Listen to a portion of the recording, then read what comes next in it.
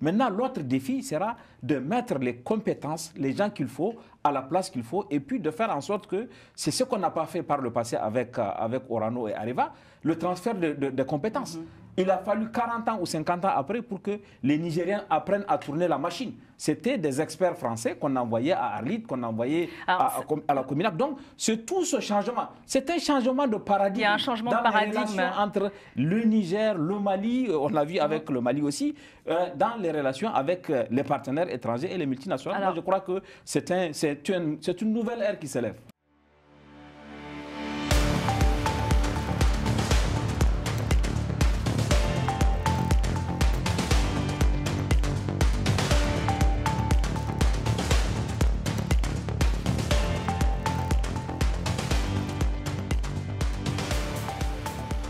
Bonjour, ravi de vous retrouver dans Multipolaire sur Global Africa Télésud. Il y a quelques semaines, le Niger a signé un partenariat avec l'Iran sur le plan de la coopération sécuritaire. Un rapprochement qui fait suite à des rumeurs d'acquisition de l'uranium nigérien par Téhéran, des rumeurs démenties par Niamey, mais cela n'a pas effacé les doutes sur les ambitions réelles de la République islamique iranienne. Un client potentiel jusqu'à ce qu'Israël décide de bombarder avec son allié américain les principaux sites stratégiques du pays, un contexte qui devrait accélérer la recherche de nouveaux preneurs, alors que les autorités nigériennes comptent bien profiter de la hausse des cours de l'uranium. On en débat tout de suite avec nos invités. Bonjour Sédik Abba, bonjour. Vous êtes journaliste nigérien, écrivain, spécialiste du Sahel et vous êtes l'auteur notamment de Mali Sahel, notre Afghanistan chez nous aux éditions Impact Éditions. Merci d'avoir accepté notre invitation. C'est un plaisir d'être là, merci. Nous retrouvons également Lucien Pambou, professeur d'économie, éditorialiste. Merci d'être avec nous également, Lucien. Bonjour Samantha, c'est un plaisir. Et on retrouve le docteur Ivekwe Amezo avec un grand plaisir, comme toujours, économiste, président de l'excellent think tank afrocentricity.info. Bonjour, docteur Amezo. Bonjour, le plaisir est partagé. Bonjour à mes co-débatteurs et surtout à tous ceux qui nous regardent et nous écoutent. Alors, la transition militaire a annoncé le 19 juin dernier la nationalisation de la Somaïr. La Somaïr, il faut quand même le rappeler, qui est détenue à plus de 63% par la société française Orano, l'ex-Areva, et un peu plus de 36% par l'État du Niger via la Société du patrimoine des mines du Niger, la Sopamine. Sédik Abba, est-ce que cette nationalisation de la Somaïr par l'État du Niger clôt le long bras de fer entre justement les autorités nigériennes et Orano? Non, absolument pas, parce qu'à côté de cela, il y a deux arbitrages en cours entre le Niger et Orano. Le premier arbitrage porte sur le retrait de la licence d'exploitation de la mine du Mouraren, qui aurait dû être faite par Orano, qui ne l'a pas été faite. Les militaires ont estimé que Orano n'ayant pas rempli son contrat, ils ont retiré cette licence et Orano a porté les litiges devant des instances arbitrales. Il y a un deuxième litige qui porte justement sur la Somaïr, puisque avant la nationalisation, déjà, la Somaïr a prétendu Orano a prétendu qu'elle a perdu le contrôle de la Somaïr du fait que les décisions du conseil d'administration n'étaient pas appliquées. Donc il y a ces deux arbitrages qui font que, en dépit de la nationalisation, le contentieux entre Orano et le Niger n'est pas encore soldé. Alors c'est un contentieux, pour recontextualiser, qui a pris de l'ampleur après la dégradation des relations entre la France et le Niger, le départ des troupes françaises aussi après le coup d'État contre Mohamed Bazoum. Et vous l'avez dit, il y a toute une série d'épisodes finalement de tensions et des tensions autour des filiales donc, de l'ex-Areva, Orano, filiales, donc il y a la Somaïr, Imouraren et aussi la Cominac. C'est ça, c'est tout à fait exact. Il y a historiquement, pour faire un peu de pédagogie, en 1968, en février 1968, on a créé la société de mines de l'Aïr, qui est la Somaïr. Et à partir de 1971, il y a eu la première mise en exploitation de l'uranium du Niger avec justement la Somaïr. Et puis, à partir de 1974, il y a eu l'arrivée de la Cominac qui a fermé ses portes en 2022 parce que le gisement est arrivé à sa fin. Et là, on est en phase de récupération, puisque chaque fois qu'il y a une exploitation uranifère, il y a des dégâts, des déchets qui sont après. On est dans la phase comment dire, de mise à niveau de cette ancienne mine. Maintenant, à côté de ça, en 2009,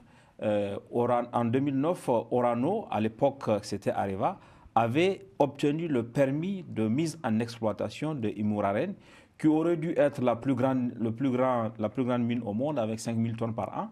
Mais en raison de Fukushima, qui est intervenu en 2011, Areva n'avait pas rempli le contrat de mise en exploitation. Et quand les militaires sont arrivés, ils ont dépoussiéré le dossier, ont constaté que Areva, qui est devenu Orano, n'a pas mis en exploitation. Et les militaires ont donné un délai pour que Orano mette en exploitation. Ça n'a pas été fait. Ils ont décidé de retirer la licence. Mais comme vous avez si bien rappelé, tout ça est intervenu dans le contexte de la dégradation totale des relations entre le Niger et la France. Les relations n'ont jamais été aussi exécrables. Il n'y a plus d'ambassade de France au Niger. Il n'y a plus d'école française au Niger. Même les centres culturels franco-nigériens sont fermés. Et il n'y a pas d'ambassadeur du Niger à Paris depuis trop longtemps. Donc, la dégradation des relations entre la France et le Niger est à un niveau inédit et c'est dans ce contexte-là que ces événements sont arrivés. Et la nationalisation de la Somaïr, quelles sont les conséquences de cette nouvelle étape, à votre avis, Lucien Pambou? Les conséquences, elles sont multiples. D'abord, Orano, effectivement, ne va pas se laisser faire, puisqu'ils ont saisi, effectivement, la CRD, qui est le Comité international de règlement des différends liés aux investissements entre un investisseur privé et l'État, premièrement. Deuxièmement, et si on regarde très bien, depuis les années 60, donc depuis l'arrivée de Diori Amani aux affaires jusqu'à M. Tiani, il y a eu à peu près 11 chefs d'État. Je mélange là-dedans les chefs d'État qui sont restés longtemps et ceux de la transition. Souvent des militaires, mais il y a eu aussi des civils. Et que disent les militaires aujourd'hui avec M. Tiani? Il dit des choses qui sont relativement vraies. C'est vrai que depuis les indépendances, quasiment 83% de la production en fait, de l'uranium a bénéficié, a profité à l'État français.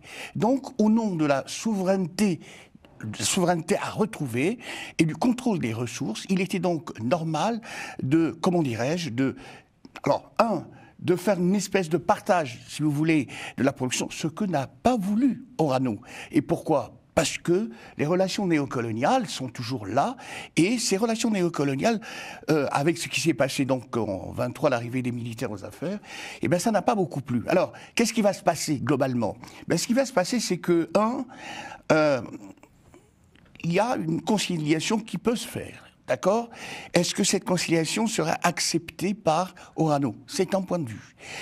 Il y a effectivement des compensations d'une certaine manière aussi que Orano peut demander à l'État nigérien. Est-ce que l'État nigérien est prêt à céder au nom justement de cette indépendance retrouvée au niveau de ses matières premières ?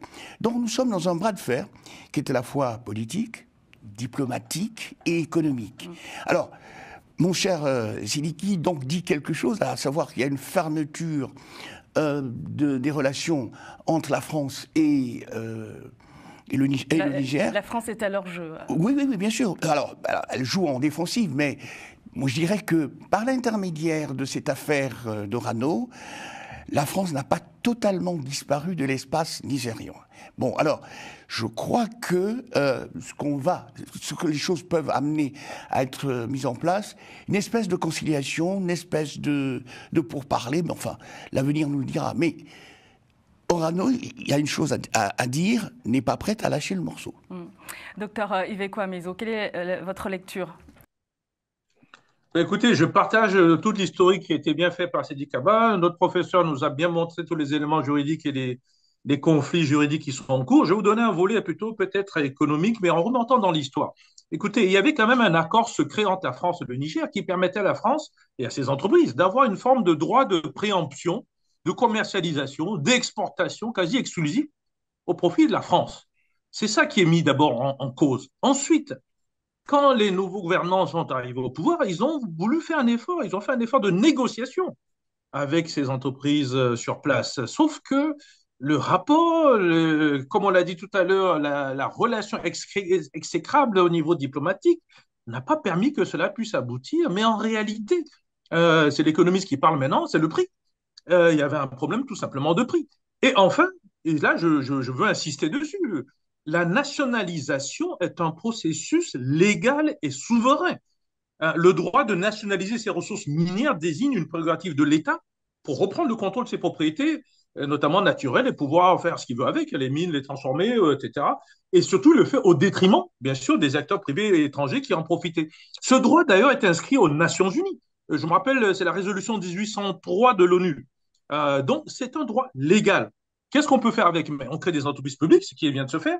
On exproprie, on peut racheter, on trouve des partenaires ou d'autres sociétés privées pour pouvoir reprendre la tâche. Donc, il va falloir qu'on se mette d'accord sur le prix. Apparemment, il n'y a pas d'accord qui explique pourquoi tout ce problème se pose.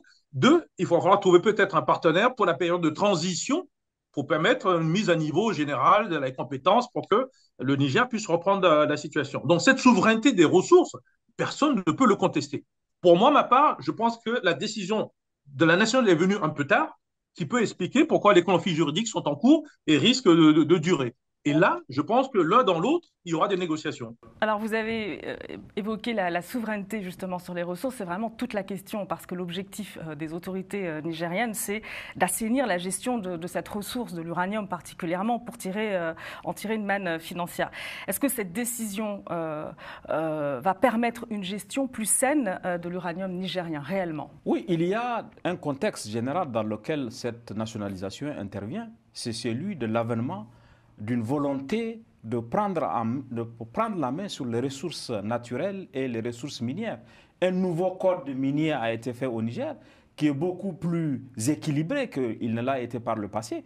Les multinationales, que ce soit celles de l'uranium ou même dans le secteur pétrolier où c'est un autre État qui est présent, c'est la Chine, il y a une volonté de rééquilibrer les rapports avec les partenaires étrangers. Et moi, je pense qu'à partir de ce moment où, comme vous avez rappelé en début d'émission, par exemple, le Niger n'a que 36%, Orano à 64%, ou dans le cas de la Soraz, où la Chine à 63%, le Niger n'a que 37%, les militaires ont exprimé la volonté de se sortir de cette relation verticale et déséquilibrée avec les multinationales. Je crois que ça, c'est un premier pas. Maintenant, l'autre défi sera de mettre les compétences, les gens qu'il faut, à la place qu'il faut, et puis de faire en sorte que, c'est ce qu'on n'a pas fait par le passé avec Orano et Areva, le transfert de compétences. Il a fallu 40 ans ou 50 ans après pour que les Nigériens apprennent à tourner la machine. C'était des experts français qu'on envoyait à Arlit, qu'on envoyait à la Cominac. Donc, c'est tout ce changement. C'est un changement de paradigme. Il y a un changement dans de paradigme. Les relations entre le Niger, le Mali, on l'a vu avec le Mali aussi, dans les relations avec les partenaires étrangers et les multinationales. Moi, je crois que c'est une nouvelle ère qui s'élève. Alors, c'est vrai, vous parlez d'une nouvelle ère, changement de paradigme, mais à quoi il faut-il s'attendre? Vous avez cité la Chine. Il y a aussi des tensions, Lucien Pambou, avec la Chine dans la gestion des ressources naturelles au Niger. Et puis, là, on est dans un contexte aujourd'hui de guerre entre Israël et l'Iran. On sait que, par exemple, l'Iran, il y avait eu des rumeurs, je l'ai dit tout à l'heure, de rapprochement entre Niamey et Téhéran pour justement commercialiser l'uranium en direction de Téhéran. Bon, Niamey a toujours démenti. Là-dessus, justement, est-ce qu'il y a des attentes réelles par rapport à de nouveaux partenaires potentiels, si on exclut l'Iran aujourd'hui, mais il y a de nouveaux partenaires, la Chine, la Russie. Est-ce que réellement le Niger va être en capacité de mettre les conditions pour obtenir un partage égal justement des ressources? Alors, la mise en place des conditions d'équité, c'est ce qui est voulu par le gouvernement nigérien. Bien entendu. Maintenant, ça, c'est un vœu. Le principe, c'est la réalité. Dans la réalité, en effet, on voit très bien que les problèmes demeurent. D'abord, les problèmes de formation, bien sûr, problèmes de logistique et le problème d'exportation. Car il ne faut pas se leurrer, la France ne va pas laisser les choses se faire en l'état. Elle va mettre en place toutes les connexions possibles et nécessaires pour empêcher que finalement le Niger, effectivement, soit souverain sur cette ressource-là, à savoir l'uranium. Si on va au-delà, l'approche de la Chine vis-à-vis du Niger est complètement différente de celle de la Russie. Ça, c'est clair.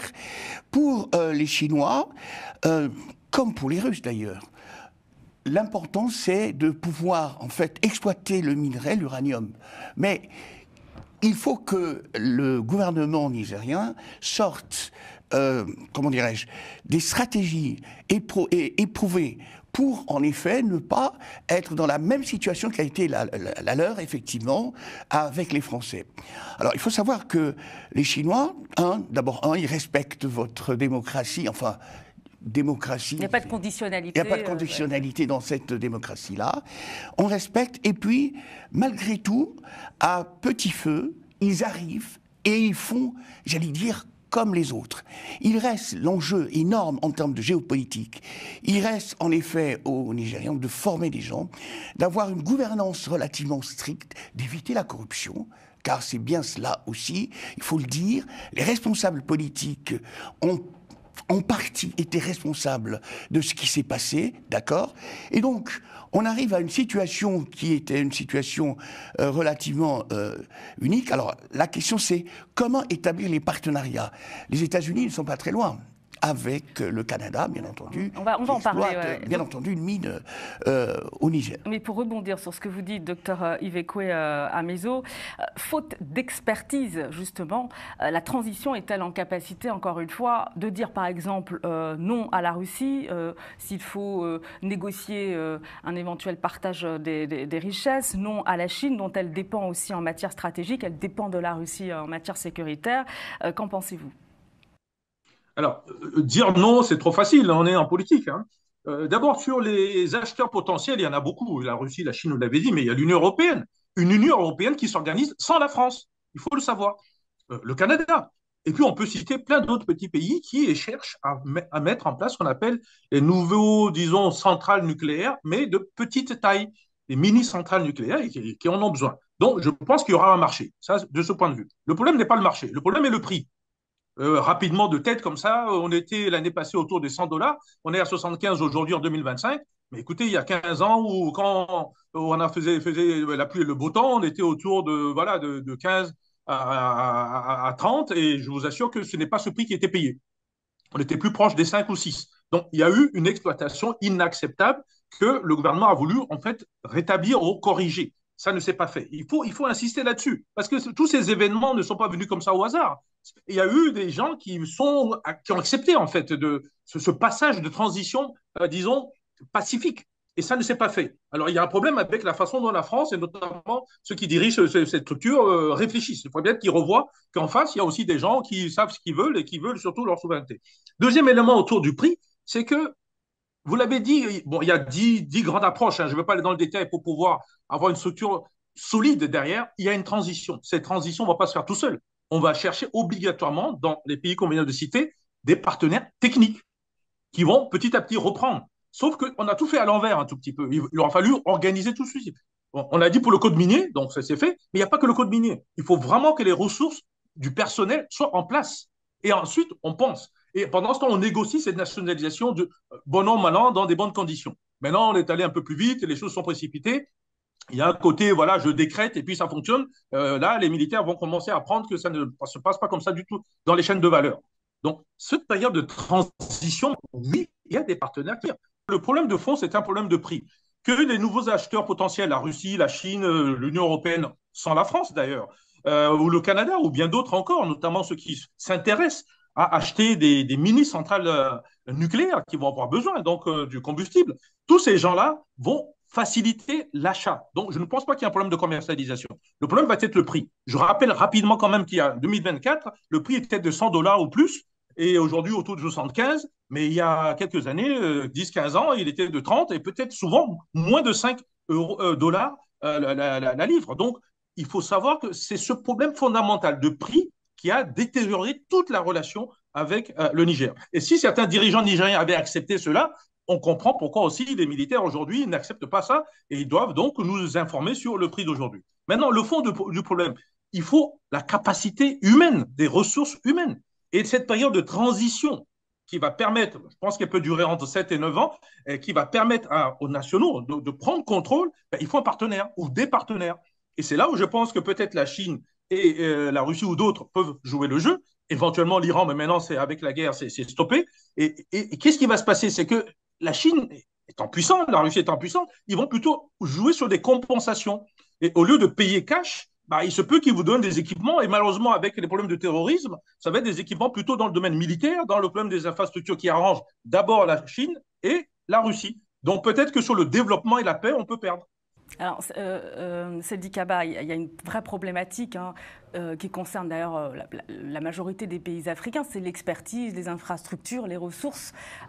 Et c'est une problématique qui risque de toute façon de se heurter une nouvelle fois aux ambitions des autorités nigériennes en ce qui concerne les nouveaux partenariats, que ce soit avec l'Iran, ce qui était envisagé, la Chine ou bien la Russie. Ça va être compliqué de négocier un partenariat d'égal à égal. Moi, je crois qu'il y aura de toute façon un avant et un après. Il n'y aura plus le même rapport vertical avec les investisseurs étrangers. Les pays aujourd'hui sont en position de mieux négocier qu'il ne l'a été par le passé. À quel niveau de pourcentage, par exemple? Je pense que ça peut être du 50-50 ou ça peut être du 45-55. En tout cas, on ne sera plus dans le rapport néolien où c'est 64-36 ou 63-37. On va sortir de là. Sur les ressources humaines, je crois qu'on ne parle plus de rien maintenant. On ne parle pas des euros parce que quand on regarde les Nigériens, depuis le coup d'État, tous les expatriés français sont partis, mais les usines peuvent tourner. Donc il y a quelque chose quand même, il y a un acquis qu'il faut consolider. On a besoin d'une masse critique d'ingénieurs, on a besoin d'une masse critique de techniciens, on a des cadres intermédiaires, les agents de maîtrise, pour pouvoir faire fonctionner, pour avoir... Et je crois que dans le défi, dans le prochain partenariat qu'on doit signer, c'est aussi, au-delà des équipements dont Yves a parlé, qui est important, c'est le transfert de technologies. Il faut qu'on apprenne, pour donner un exemple, la maintenance de la SORAS est encore assurée par les techniciens chinois qui viennent faire la maintenance. Il faut que dans le rapport du partenariat, que ce soit désormais des Nigériens qui puissent faire la maintenance des usines. Et sur ce plan-là aussi, les militaires ont mis sur la table cette question. Sur les rumeurs d'acquisition d'uranium nigérien par Téhéran, quelles sont les réalités? C'est Africa Intelligence qui avait dévoilé une acquisition par l'Iran de 300 tonnes d'uranium concentré, le Yellow Cake. Non, ce que Yves a dit est tout à fait exact. Il y a aujourd'hui un contexte qui est favorable à l'uranium. Depuis Fukushima, l'uranium ne s'est jamais aussi bien porté. Chacun veut faire des centrales nucléaires parce que c'est une énergie plutôt propre. Donc le Niger n'a pas de problème pour avoir un client. Ça peut être la Chine, ça peut être le Japon, l'Espagne. Mais l'épouvantail de Pékin a été agité à l'époque, avant même les frappes, pour montrer une sorte de diabolisation du régime. On pense que compte tenu de mauvaises relations que le Niger a avec certains, ça a pu être alimenté aussi pour montrer que le Niger est dans une perspective diabolique, veut vendre son uranium à la Chine, qui va plutôt à Téhéran, qui va faire des centres. Donc il y a une sorte Alors, il y avait aussi Lucien Pambou. Mais le Niger cherche à vendre à celui qui veut. Ça amène aussi la question des stocks d'uranium au Niger aussi. Il y a des stocks et la crainte aussi d'une contrebande de l'uranium. Déjà, les Américains avaient agité cet épouvantail en 2003, au moment juste avant l'invasion, pour justifier l'invasion en Irak aussi. Ça faisait partie du dossier. Hein. C'était le Financial Times qui avait révélé. C'est une matière stratégique, comme vient de dire mon ami Sidiki. C'est une matière stratégique et même des petits pays veulent acquérir effectivement de l'uranium pour construire des petites centrales nucléaires. Le problème n'est pas tant... Mais ça dépend quel pays, parce que là, il y avait des craintes de contrebande d'uranium vers la Libye, l'Irak. Mais bien sûr. Et puis quand l'Iran s'est approché effectivement mais justement, la géopolitique ça a fait peur aux États-Unis. La géopolitique mondiale aujourd'hui montre quoi? Montre que le monde, en fait, est globalement éclaté et que les grandes puissances ont peur qu'il y ait une prolifération, effectivement, qui est de la contrebande autour de l'uranium. La question fondamentale que le docteur a mis en évidence, c'est la formation des ressources humaines, c'est la création des co-entreprises. Mais il faut mettre en place des modèles stratégiques, en fait, qui permettent, d'une certaine manière, de discuter d'égal à égal. Alors, on ne va pas être dans une égalité complète, parce que notre courbe d'expérience sur le plan technique, technologique, est relativement faible. Donc, il faut créer les conditions pour progressivement monter sur la courbe d'expérience et faire en sorte que, d'ici une dizaine, une quinzaine d'années, nous soyons globalement à parité, pour ne pas dire autonomes. Le gros problème du développement en Afrique est bien là. Il est central parce que la plupart des responsables politiques africains ont toujours pensé qu'il suffisait, en fait, d'entretenir une coopération technique pour que l'Afrique se développe. Mais non, personne ne viendra développer l'Afrique. L'Afrique doit se développer, en effet, par elle-même. Encore faut-il que les dirigeants, les gouvernants soient à la hauteur des missions, effectivement, qui leur sont données par les élections ou par les coups d'État. Bon, puisqu'il s'agit d'un coup d'État quand même au Niger. Donc, nous sommes là à la croisée des chemins. Et cette croisée des chemins, bon, il se trouve que l'uranium est une matière première absolument importante pour le Niger. Il n'y a pas que... Il n'y a pas que l'uranium. Il n'y a pas que l'uranium. Hein. Il y a l'or, il y a le pétrole. Bon, même si les relations avec le Bénin, effectivement, sont difficiles, sont très très compliquées. Mais en effet, il y a là une possibilité qui est absolument importante. Effectivement, avoir des partenaires étrangers autres que la Alors, France. il y a un partenaire, justement, du Niger. C'est encore un partenaire économique, les États-Unis, il me semble, malgré le départ des troupes américaines. Docteur Iveco Amezo, les États-Unis regardent de très près, en tout cas surveillent de très près ce qui se passe au Niger. Ils avaient, d'ailleurs, le rapprochement avec l'Iran avait provoqué l'ire de Washington à un moment donné. C'est à la suite de ces tensions que les troupes américaines ont quitté le sol nigérien. Ça s'est accéléré.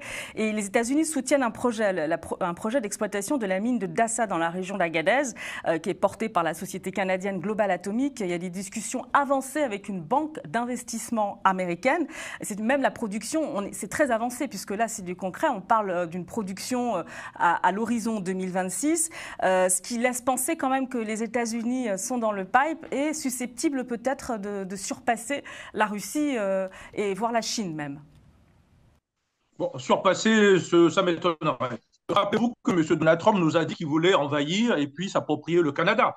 Donc, si vous faites le lien de ce que vous venez de dire, ça peut vous donner une petite piste de réflexion. Les Américains veulent tout contrôler. C'est pas, il faut être clair là-dessus, avec leur Starlink, etc. Donc, si les Africains ne sont pas conscients de ça, c'est leur problème en fait. En réalité, ce contrôle se fait à tous les niveaux. On a les données avec Starlink, mais là, on a aussi dans les matières premières. Sachez qu'il y a une agence des Nations Unies, l'agence de l'énergie atomique, qui est basée à Vienne d'ailleurs, qui a la possibilité et qui contrôle l'ensemble de ce qui se passe au niveau nucléaire. Non seulement les stocks, on va en parler tout à l'heure, parce que quand vous parlez d'Iran, c'est plutôt du stock qu'on parle, ou des installations, s'il y en a, et tout ce qui peut se faire.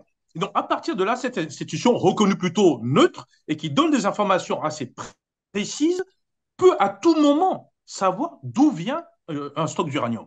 Donc, l'histoire de contrebande, c'est des histoires. Il se passe que le Niger, comme tout, négocie avec des partenaires. Il n'y a pas eu d'accord, en fait, sur le prix. Je reviens encore à l'économie. Et du coup, il n'y a rien qui s'est fait avec l'Iran. Ça, c'est pour ce qui est de l'Iran. Maintenant, sur comment faire pour que les choses puissent avancer, je partage tout à fait ce qu'a dit le professeur. Je partage ce que dit mon ami Sidik, parce que le fond de l'histoire, c'est qu'il faut commencer à apprendre que nous devons, nous, acquérir, renforcer ce savoir-faire, cette technologie, etc. Et malheureusement, il y a toujours ce côté de réflexion que tout se fait sur une décision. Je pense qu'il y a un besoin extraordinaire de comprendre qu'une chaîne de valeur, ça prend un tout petit peu de temps et qu'il faut une expertise. Ne croyez pas que c'est impossible. Beaucoup de gens sont dans la diaspora, sont des experts dans le domaine du nucléaire et peuvent être approchés et pour soutenir. L'Iran nous l'a démontré, d'ailleurs, en parenthèse.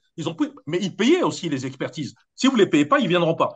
Et enfin, je dis un point très important, ce n'est pas tout de vouloir tout contrôler. C'est que je peux très bien vendre à monsieur X au pays X, qui va vendre à pays Y et pays Z et qui va revenir dans tel ou tel pays. Ce qui explique pourquoi les Américains sont là-bas. On va conclure justement pour répondre à votre question. Très très rapidement, en quelques secondes. Les négociations sur le prix, finalement, c'est ce qui est problématique, hein, selon le docteur Iveco Amezo. Il y a des négociations en cours avec la Chine, la Russie actuellement, pour l'obtention justement de l'uranium nigérien. Là, il y aura des avancées, vous pensez? Et est-ce que la France aussi est complètement hors jeu? J'ai posé la question tout à l'heure. Allez-y, rapidement. Non, je ne pense pas que la France soit hors jeu. La France attend. Vous voyez, comme la France et plus globalement l'Union européenne. L'Union européenne, bien sûr, ils attendent en effet pour voir ce qui va se passer. Ils ont été chassés par un coup d'État, ils ont été chassés par le peuple nigérien, mais ils estiment qu'ils doivent rester en fait et toujours au Niger, ne serait-ce que par Orano, puisqu'on est en... Moi, je pense que pour longtemps, la France ne sera pas présente. Et vous avez parlé de Global Atomic. Global Atomic va monter en puissance, vous avez fait une production, parce qu'ils ont une approche endogène. Ils ont mis en avant le cadre nigérien et ils ont un rapport horizontal avec les Nigériens. Ils leur parlent d'égal à égal. Ils n'ont pas l'arrogance de Areva, ils n'ont pas le mépris de Areva. Ça va prospérer à mon avis. Maintenant, aujourd'hui, le contexte est favorable au Niger. Le cours va monter parce qu'il y a une demande. C'est l'offre et la demande. Je parle sous le contrôle de Yves. Aujourd'hui, la demande est très grande. l'uranium du Niger même ne pourra peut-être pas suffire. Donc il faut que le Niger profite de cette opportunité pour vendre son uranium et investir dans le capital humain, comme on l'a dit au cours de cette émission. Merci beaucoup à vous tous pour vos analyses très très précieuses. Merci, c'est déjà la fin de l'émission. Et merci à vous de nous avoir suivis. Merci à Romain Cléco-Deminck, à Moustapha Kanté pour la réalisation, aux équipes de Global Africa Télé Sud. Vous retrouvez bien sûr Multipolaire sur les réseaux sociaux. À la semaine prochaine.